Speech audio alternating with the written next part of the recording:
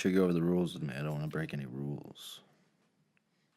Just don't say anybody else's name that's a client here. Oh, okay. Yeah. That's it? All right. Pretty much. So I can mention this place. Yeah. Okay, cool. In fact, They want me to. it would be dope if you did, you know? I just start saying horrible things. You're like, I hate it here. It's awful. I'm definitely not staying sober, and it's because I came here. Oh, God. No, that's not. I'm sure they'd be stoked. Like, take your podcast down, man. So Marcus, so you're about to finish. Tomorrow's day 30. Today is actually day 30. Oh, today's day 30. Yes. Dope. And tomorrow's your rock out ceremony, because at the end we do something called rocking out, where you get a rock, everybody like imbues your rock with like the good energy, the good juju, and then you pick a couple people to speak for you on your behalf, right, that knew you while you were here, right? Yeah, absolutely. And then you can leave it open too, which I'm probably going to do. Okay, so that anybody can if they want to say something? Yeah, I'm not picky. Right on. Yeah. But So is this your first time in treatment? this is actually my third treatment center Okay. in the past year. Oh, dang. Yeah. Okay. Dang. What's your DOC? Drugs and alcohol. It was mostly opiates and benzos. Okay. But I'd mix those with alcohol all the time. Right. And Which is really dangerous, right? yeah, absolutely. Yeah. And I've woken up in places I shouldn't be, places I didn't want to be. Yeah. And yeah, man, it was brutal. Like I said, this is my third treatment center this year. Yeah. And When did your using start? I'd say 15. 15 years old? Yeah, 15. That's around the time I started too. Yeah, I started. Everybody started smoking like Pot. yeah, pot, and that was like super big for me. Like Yeah. it was so out there in the culture at that time. It was around like 2010, 11ish area, and that's when it was like super just becoming mainstream. So like Yeah, it was getting legalized all over and stuff. and if you weren't smoking pot, like you were lame so that kind of led me to like opiates because it kind of got old after a while. Right. And psychedelics too. I Yeah. was super into psychedelics. Me too. And until I had I guess you could say like a manic episode on a psychedelic, that kind of changed my perspective. And I was actually sober for a while after that because I couldn't do anything, man. I would get so paranoid and like full of anxiety and stuff. Like a flashback? Kind of like that. It was just it left me super vulnerable for about 2 years, where I was like not myself, and Yeah. I probably needed to be on medication, but I was scared to take medication. That's how frightened I was. Man. Yeah. I mean, medication is a little scary, especially if because it seems like like something that's innocuous, like or totally legal, completely sanctioned by the government, and even like a medical professional like will prescribe you something that might get you hooked on other drugs. Yeah, So absolutely. it is scary. Yeah, and I mean, I always wanted to be put on like a benzo or something because I found from taking those it wasn't as bad, my mental health, but a long-term antidepressant, anti-anxiety medicine is what they wanted to put me on. But I was already like depressed and suicidal, and I'd see the side effects of those, and it's like I was like, there's no way I can get more depressed and more suicidal. But that's what kind of kept me from doing it. And not until recently had I actually started a long-term anti-anxiety, antidepressant, which I'm currently on. Okay, right on. Yeah, and it's great. Okay, good. I wish I started sooner. Yeah. Good, man. I'm happy to hear that you found that for yourself. Do you think so pot is like they say it's a gateway drug, right? I mean, Yeah. it clearly is. Yeah, you know what I mean? absolutely, yeah. Like regardless of, like some people don't smoke pot and then turn to like super heavy drugs the way that we did. Yeah. Oh yeah, But absolutely. but a lot of people do. It's Yeah. flat out. It is I a guarantee gateway the drug. percentage is more people do. I think it also has to do with starting at a young age of smoking Right. Like, I think if you started when you were older, you're less likely to gateway off into things. Yeah, you know, I mean, your brain isn't done developing until you're 25 years Absolutely, yeah. old, you know, until that point. And then once you're 25, I believe your brain is no longer like developing and building. Not to say that we can't learn until the day that we die. I just think it doesn't Physically, yeah. Yeah, physically, we're not done developing our brains till we're 25. So in that process, like, you know, and gosh, man, I really, really wish I could go back in time and just be like, young James, listen, dude, don't do this. Okay, seriously, I'm from the future. I'm telling you right now, don't do this. You know, Yeah, what our parents always said. yeah, dude, they'd be like, you will regret this, and you're like, whatever. Yeah, You know, I'm having never, a good time. Yeah, never no. gonna happen to me. And now I'm like, All right, listen, Dad, I'm never going to say this again. You were right. All right? Okay? Yeah. You were right, Dad. I'd have to say the same to my mom. But yeah, on the subject of, you know, like why I got here, it was really I had a really good childhood for a good bit there. Like, I had married parents and stuff, but my dad was always absent, and it just went on from there. But we had a lake house in Minnesota, and my dad and mom got a divorce, and I ended up coming down here because we lost the house, and we had to like start new. And my mom got involved with a bad dude, and that's where most of my like heavy drug use came from, because he had 2 sons that were my age, and we all went to the same high school, so it was, you know. And did they use too? Yeah, absolutely. Yeah. Oh, they were even heavier than me. Yeah. And even like stuff I wasn't even like familiar with. Like, I don't know if I can say names of anything on here, but What, of the drugs? yeah, Yeah, go for it. yeah. Like they introduced me to like salvia divinorum. Which sucks, by the way. Yeah, it's horrible. Yeah, the worst 10 minutes of my life. You Awful. know? Yeah, and I made a fool of myself. I ran down the street in my pants, in my underpants, sweating. Well, yeah. Well, you know, if that had been without the drugs, it might have been a liberating experience. Yeah, maybe, but I was definitely on the drugs. And my bad. I'm gonna silence that for you, but they introduced you're me so like, popular. No, definitely not. Yeah, so they introduced me like Roxy's and Opana and all that stuff. And Xanax I had discovered on my own, but, you know, I also sold drugs then a lot, and it was just really bad because I was definitely not one of those dudes who listen to their own code of like not dipping into your own thing. Cause, Right. Rarely does that work out for people. Yeah, I wasn't even making money. It was It's just too to tempting. keep my To thing sustain going. your habit. Yeah, and I had to drop out of high school and stuff. Damn, dude. Yeah, man. I got my GED, but I wish I could have walked the graduation line and stuff like my little brother did. Yeah. I graduated, but like, I didn't walk. You didn't walk? Why didn't you walk? I just didn't feel like it.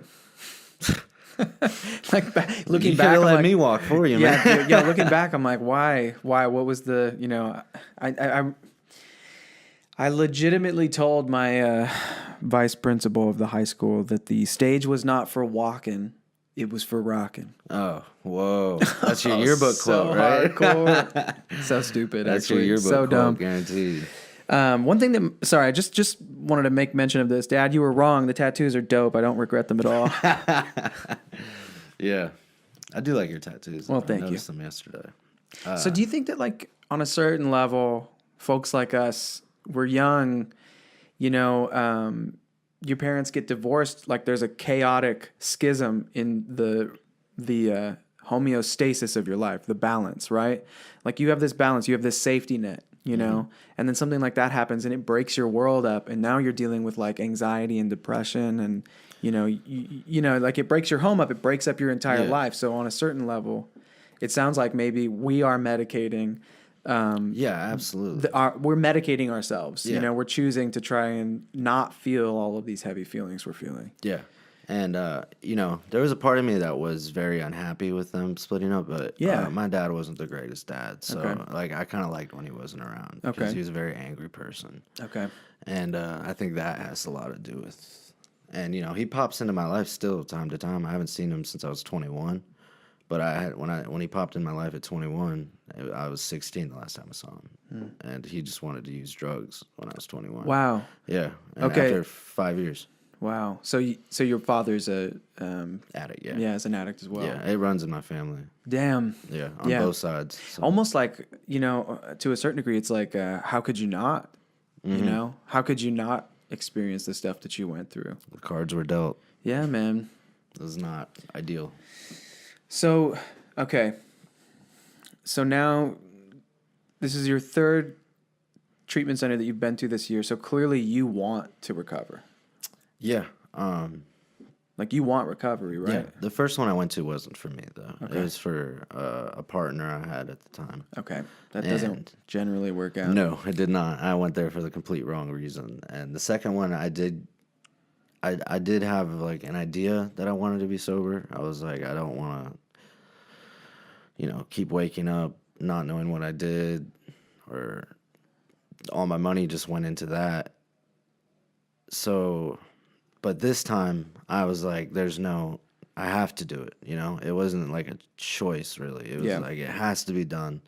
Or, life isn't worth living when you're living like that. Right. I did not enjoy anything. Yeah. Like it was, I didn't even enjoy using it at that point. It was like, so I wouldn't get sick. Right. And, like it was not anything I'd wish on anybody to go through. Yeah. So this one, I came in here, I had to go to a detox center. My bad. And it was very rough, way rougher than the other ones, because this time I surrendered everything for this one. I had no other option, as I said.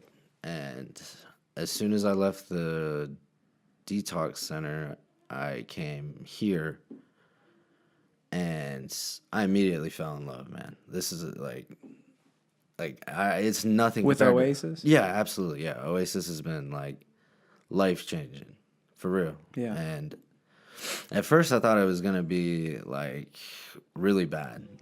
Yeah. Just I got recommended it from somebody I met in a center. He was like, "Yeah, it's like really cool, and you're surrounded by dudes all the time." I was like, "Well, that doesn't sound great." I was like, "That sounds awful," but like you build such like great relationships being in a house with these guys that are all struggling through the same thing. It's really detrimental to like part of my recovery here was like building these like brotherly bonds with guys, And Not so detrimental would be bad. So it was supplemental to supplemental. Yeah, not detrimental. My bad. No worries. Try to use a big word. I just wanted to clear it up. I was hold on, was it? Yeah, was it detrimental? No. Okay, good. No, I would say that was a big focus. Like it was detrimental in my other ones though, because they were like co-ed.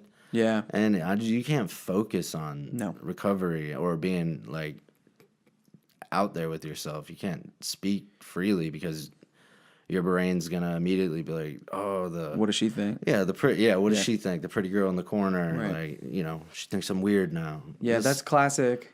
That's classic for us. Like if you're like me, then your brain will try to find any way to distract itself from dealing with the heavy shit that we got to deal with. Oh yeah, absolutely. In recovery. What you have to do. Yeah, but I'll be like, if because I was sort of like a whatever I could get my hands on type of person. Same. But I just, and I feel really lucky that I didn't get super into opiates, but I did smoke heroin for a while and stuff. And I smoked crack for a while and stuff. But that stuff was so quickly unsustainable for me that like I was always able to like be like, okay, I think maybe I'll just stick to drinking. You know what I mean? But I just, for whatever reason, I could not stop drinking. Well, not because I'm an alcoholic, but I was also a drug addict, man. Like I did, right up until the end. Like I was always, as soon as I got drunk, if there was something else there, I was gonna do that. Yeah. But what was always around in my circle was cocaine. Yeah, and that was the main thing I actually started going to rehab for was alcohol because I was a bartender. Oh snaps! Yeah. And just this year I stopped doing that, but I stopped doing it right before I came here. Yeah. And because I lost my job for drinking while you were bartending. Yeah, because I was like, if I'm getting just sloshed. yeah, I mean, yeah, I got my heart broken, stuff like that, but I've been drinking super heavy for the past 2 years, and I'm 26 right now, and like to where it was like some days I would literally drink a whole fifth of Jameson whiskey, and the hangover from that will make you reconsider anything, man. Yeah. It was horrible, man. Yeah. So, do you have what's your next move? Do you know? Are you like, because you're getting out over on Monday, you're going to stay over the weekend. You told me that's cool. By the way, that's dope. Yeah, I You want to stay hang that out with the extra guys and weekend. stuff. Are you, do you have like a plan for after you get out of here? Are you feeling nervous about graduating? I do have a plan, but I think everybody's nervous when they leave here. Oh, yeah, They'd good. be lying if they said they weren't. Yeah, good. You know? We're glad to hear that. You know what I mean? That Yeah. means that you understand what's at stake. You know, yeah, exactly. What's at stake.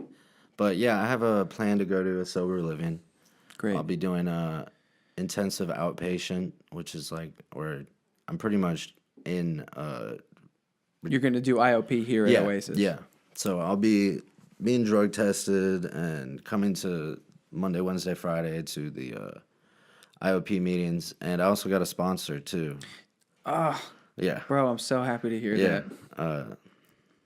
Someone here hooked me up with him, and Right on. he's a super cool guy. I haven't even got to meet him yet. Great. like, because I'm still in here. Great. But I'm You're going to do the stoked about it. steps. Yeah, I'm You're gonna to do go to everything, the meetings man, and stuff. which I've never done before. So That's huge, dude. Yeah. Make yourself love the meetings. make yourself I go love every them. night. Great. Like we don't go on Friday, and I'm like, can we please go on Friday? Yeah. We didn't go because we went to a movie.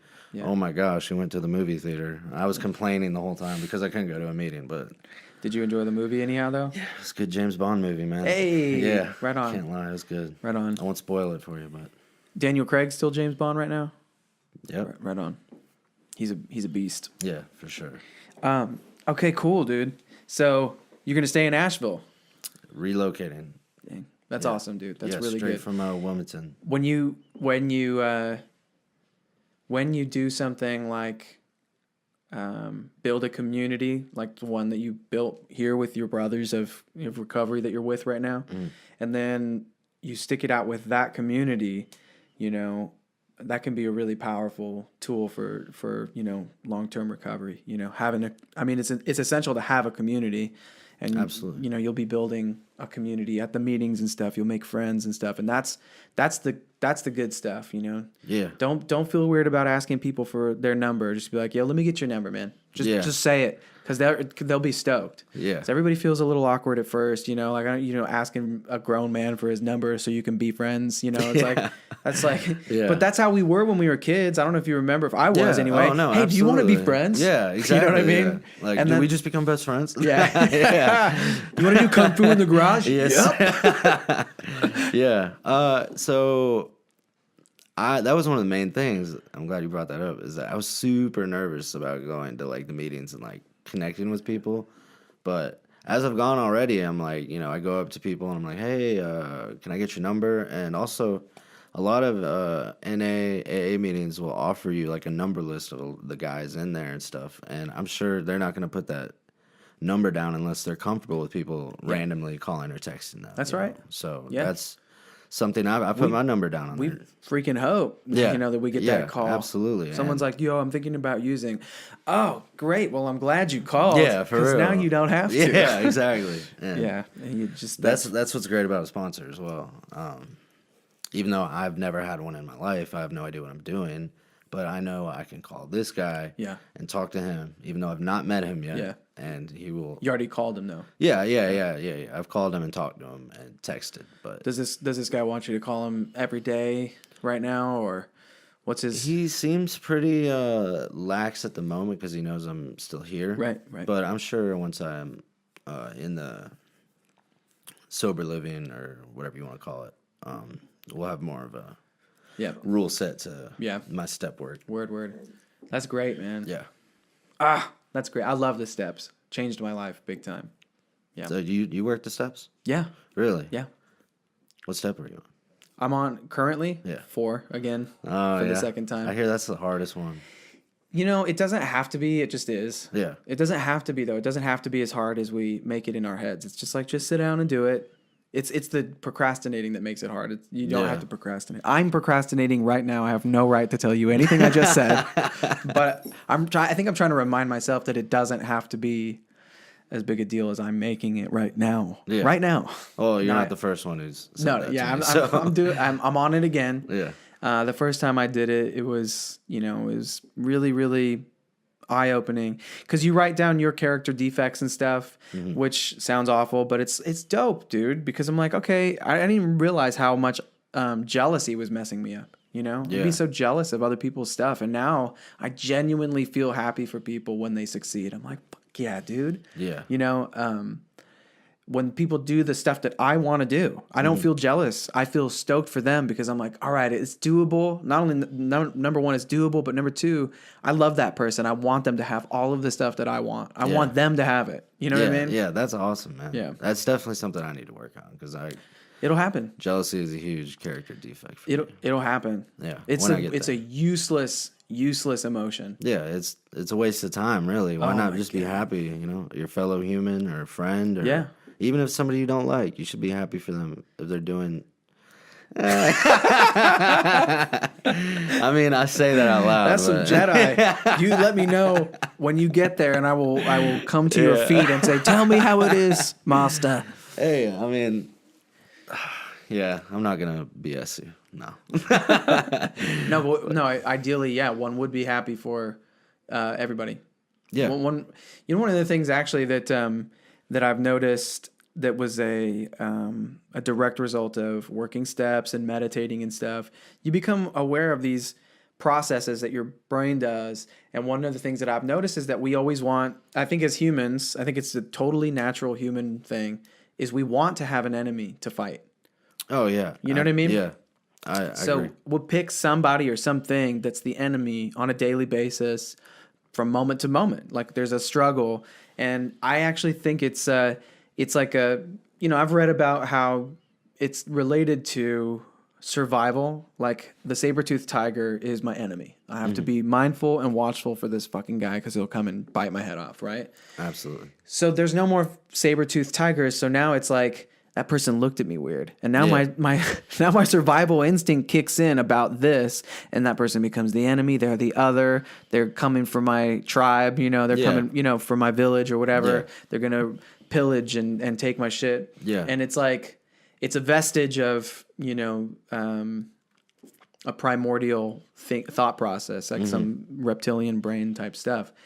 Where fight or flight. Yeah, fight or flight gets activated, and then I release cortisol, and then I'm stressed, and it manifests in all these ugly ways in my life. It's not good for your health, so on and so forth. So if I can meditate, because on my best day, I am happy for somebody that I don't like. And I think one of the best pieces of spiritual advice that has come to me during one of my little meditation sessions is stop disliking people. 100%. Yeah. I don't have to hang out and bring them to my home and like have dinner with them. Yeah. But like, if I can just stop turning that person into the enemy and going, oh God, like you go to a meeting and there's frequently some annoying person at an X meeting. You know what I mean? 100%. And every time they talk, you're like, oh God, I wish this guy would not share. Put your head down. Yeah. But if you can go, this person's sick like me and they need help, and the best way for me to help them is just to sit here and just listen to them for the next 5 minutes, and then it's over and get on with my life. And so can they. And I was of service to them by just chilling and being present for them. Yeah. That actually happened to me last night. Some annoying person spoke? Yeah. Somebody I just can't. I just can't. And he shared, and I actually listened for once rather than just immediately hearing the first few words and like, oh, I shut it off. Yeah. And I look down, or I, look at my friend like, oh, here we go. Right. And I listened to him, man, and it actually spoke to me quite a bit. Dang. Yeah. There I it was is. like, oh, man, we have more in common than I thought. Yeah. He thinks like me a bit. And I'm really glad I did that. And I even said something when on the way back to the house. I was like, I'm really glad I listened to that guy. I know you guys have heard me say I don't like him, but I'm glad I listened tonight. Yeah. Because you can learn something from everybody, even the people you don't like. Yeah, absolutely. Especially from the people you don't like. There's a reason you don't like them. It's like, whether it be your fault or their fault. Or because they remind you of yourself and yeah, annoys you. yeah. I think that might be it now. I'm like, oh gosh, he's me. That's why I don't like him. Oh no! All right, we'll work worst. on that. Yeah. Look, so 30 days. I'm really happy for you, man. That's a huge accomplishment. 30 days is especially when you come from the places that we come from and stuff that we went through. 30 days is enormous, man. Keep going, please, man. And check in with us and with me, and tell me how your progress is going, man. I'm rooting for you. Thank you, man. I appreciate that. Thank you for doing this today, bro. Yeah, Good absolutely. luck. It was fun, man. I enjoyed it. Right on. Thanks.